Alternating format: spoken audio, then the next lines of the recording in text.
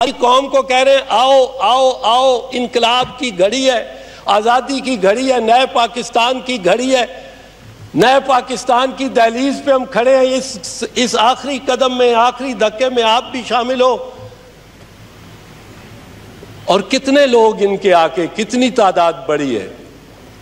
میں نے کہا کور کمانڈرز کو نظر آتا ہے کہ کوئی کسی نے ان پہ کان نہیں دھرے، ان کی کال پہ۔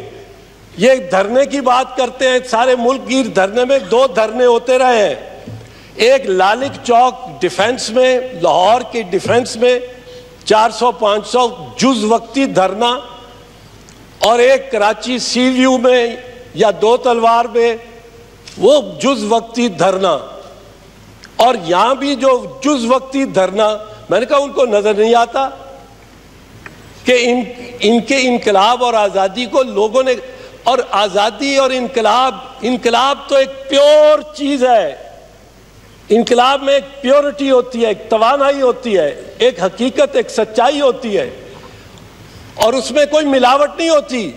انقلاب، آپ انقلاب کی کال دیں، انقلاب انقلاب انقلاب، اور آپ کے دائیں اور بائیں وہ کھڑے ہو لوگ جن کے خلاف انقلاب آنا چاہیے۔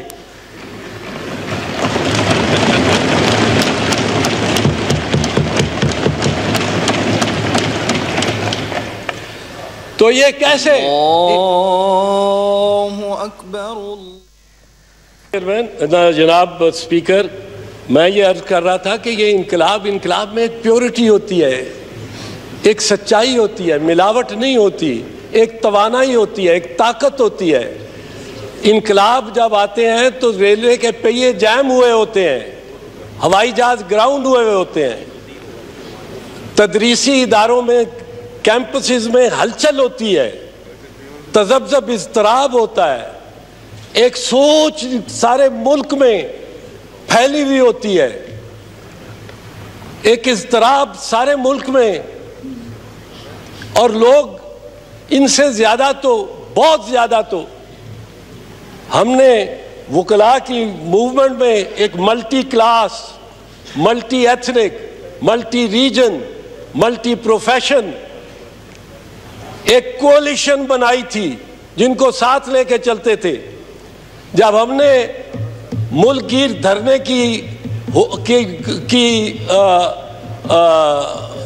کا فیصلہ کیا، کی اپیل کی، سارے ملک میں دھرنا ہو گیا 28 اگست کو۔ یہ کیسا انقلاب ہے، یہ کیسی آزادی ہے؟ اور پھر میں یہ عرض کرنا چاہتا ہوں کہ اگر اس کو تسلیم کر لیں، اور وزیر اعظم اور ان کے وزیر داخلہ نے انتہائی نرم انداز سے ان سے سلوک کیا ہے، ان کو لاہور سے آنا دیا، میں خود اس یہی مشورہ دیتا تھا۔ میں اس ذمہ داری میں، اگر وزیر داخلہ کہیں کہ آپ بھی تو یہی کہتے تھے، میں بالکل یہ کہتا تھا کہ ان کو نہ روکا جائے، ان پہ تشدد اور طاقت،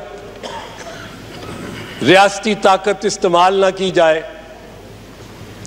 یہ ان کو اجازت دی گئی آ جانے کی، پر اگر یہ روایت بن جائے، اگر یہ ڈار صاحب روایت بن جائے، تو کل کیا مشکل ہے کہ کوئی اور لشکر جو زیادہ پرعزم ہو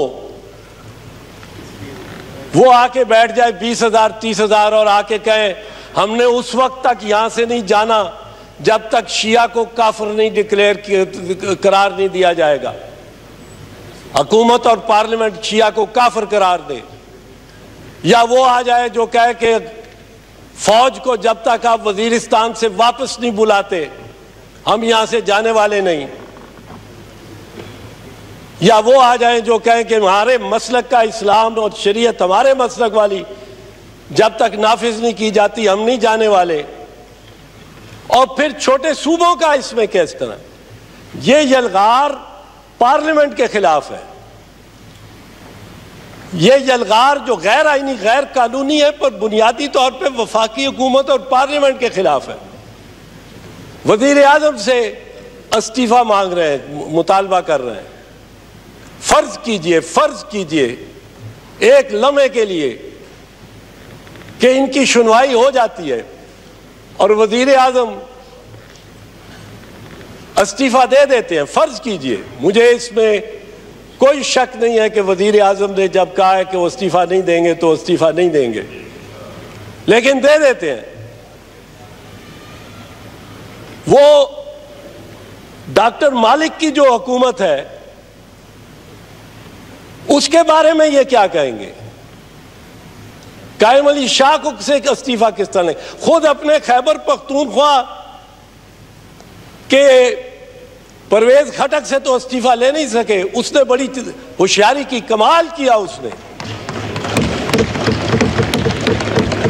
اس نے خود ہی اپنے خلاف وہ تحریک جمع کروا دی, خود ہی اپنے لوگوں کو کہہ کے اپنے خلاف تحریک جمع کرا دی عدم اعتماد کی, کیونکہ جب تک عدم اعتماد کی تحریک پہ ووٹ نہ ہو جائے وزیر اعلیٰ اپنی اسمبلی کو تحلیل نہیں کر سکتا. اس نے کہا کل مجھے عمران خان یہی نہ کہہ دے کہ ڈیزالو کرو اسمبلی کو. اس نے آئین کا سہارا لے لیا. تو یہ چھوٹے صوبوں کا اس میں کیا قصور ہے؟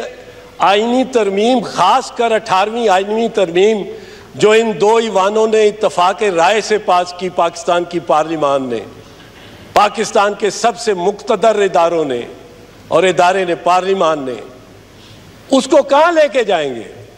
اب یونٹری فارم آف گورنمنٹ تو عمران خان اور قادری چاہے کہتے رہے کہ ہمیں انتظار ہے یس اور نو کا, یس اور نو, یس اور نو, کیونکہ یس اور نو نہیں آیا اس لیے ہم مؤخر کرتے ہیں اپنے احتجاج کو, 24 گھنٹے کے لیے مؤخر کرتے ہیں کیونکہ یس اور نو آ جائے. فوج کو ملوث کر رہے ہیں. تو چھوٹے صوبوں کا اس میں کیا قصور ہے جناب سپیکر؟ اور پھر یہ کہنا کہ پرامن لشکر جو ہے پرامن طور پہ وزیر اعظم کے ہاؤس کے گیٹ کے باہر بیٹھنے جا رہا تھا اور 10 ڈاؤننگ سٹریٹ کے باہر بھی مظاہرے ہوتے ہیں, وائٹ ہاؤس کے باہر بھی مظاہرے ہوتے ہیں, پرامن مظاہرے ہوتے ہیں, کوئی ان کو روکتا نہیں, کوئی تشدد نہیں ان پہ کرتا. مجھے بتائیں کون سے دنیا میں, کون سے سیارے پہ وہ 10 ڈاؤننگ سٹریٹ ہے, وہ 10 ڈاؤننگ کون سی دنیا میں ہے جس کے باہر آپ 2-3 ہزار لٹھ بردار غلیلوں سے مسلح, کیلوں والے ڈنڈوں سے مسلح, کرین لے کے ساتھ جو کہ گیٹ کو بھی نکال لے 10 ڈاؤننگ سٹریٹ کے, ہتھوڑوں سے مسلح, کٹر, سٹیل کٹر سے مسلح, یہ سب ہتھیار ہیں, یہ اوزار نہیں, یہ ہتھیار ہیں. کون سا 10 ڈاؤننگ سٹریٹ, کون سی دنیا میں ایسا 10 ڈاؤننگ سٹریٹ ہے جس میں ایسے مسلح جتھے کو اجازت ہوگی کہ وہ دروازے تک آ جائے اور اس کے لیڈر نے, قائد نے اس کو ایک نے یہ کہا ہو کہ میں اس گھر میں گھس کے ڈیوڈ کیمرون کی گلے سے گردن پکڑ کے مروڑ دوں گا؟ کون سا 10 ڈاؤننگ سٹریٹ صاحب؟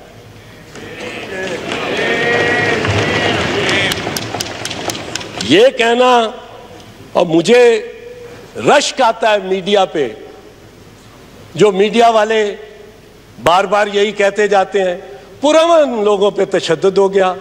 پرامن تھے عورتیں اور بچوں کو آگے لے جا کے آگے جو چلا رہے ہو, آگے خود کہتے تھے ہم آگے چلیں گے, خود پیچھے تھے. عورتیں بچے آگے ڈھال بنا کے. جناب یہ ٹریڈیشن ہماری پاکستان پیپلز پارٹی کی کم از کم نہیں ہے, اور اپوزیشن کی پارٹیوں جن کے ساتھ ہم نے مسلم لیگ نواز کی میں بات نہیں کرتا، تہمینہ دولتانہ صاحبہ کی یقیناً نہیں ہے، ان کو میں نے دیکھا ہے کئی مرتبہ۔ پاکستان پیپلز پارٹی سب سے آگے قیادت کر رہی ہوتی تھی خود شہید محترمہ بے نظیر بھٹو۔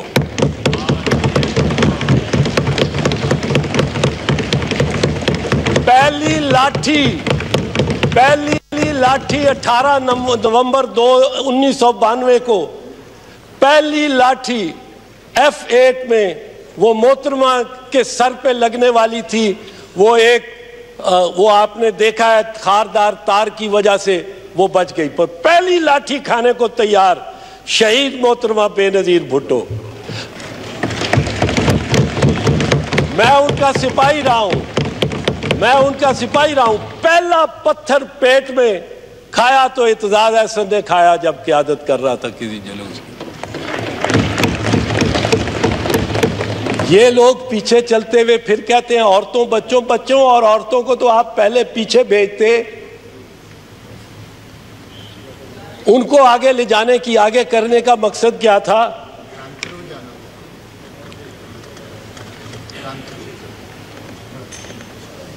کیا ہمیں وہ امیج بھول سکتا ہے؟ پاکستان کے بچے کی یادداشت کیا، بوڑھوں سے لے کے بچوں، ایک امیج ایک خاتون کا سر سے خون بہہ رہا، پہلا پتھر کھانے والی، بولو بیگم نصرت بھٹو۔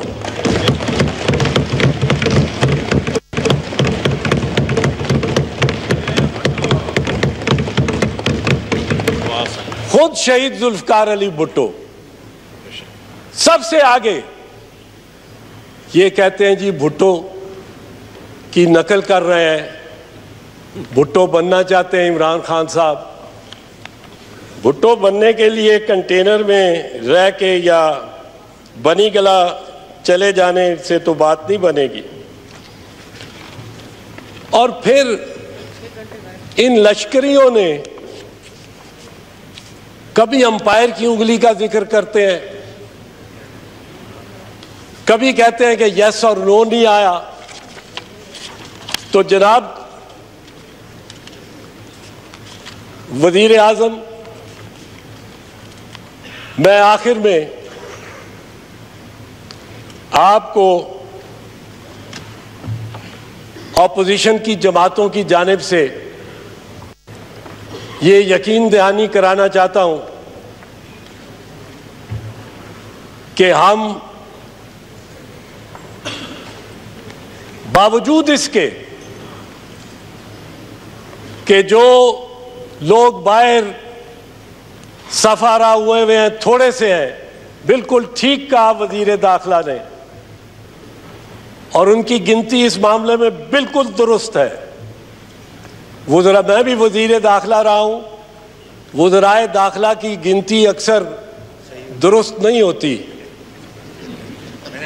کمی بیشی اس میں ہوتی ہے، لیکن آج کی گنتی چودھری نثار علی صاحب کی بالکل درست ہے، بلکہ انہوں نے تھوڑا سا میرا خیال ہے اضافہ ہی کیا ہے، احتیاط سے کام لیا ہے۔ پر میں یہ عرض کرنا چاہتا ہوں، ہم آپ کے ساتھ کھڑے ہیں، مجبوراً کھڑے ہیں، یہ یاد رکھیں، مجبوراً کھڑے ہیں۔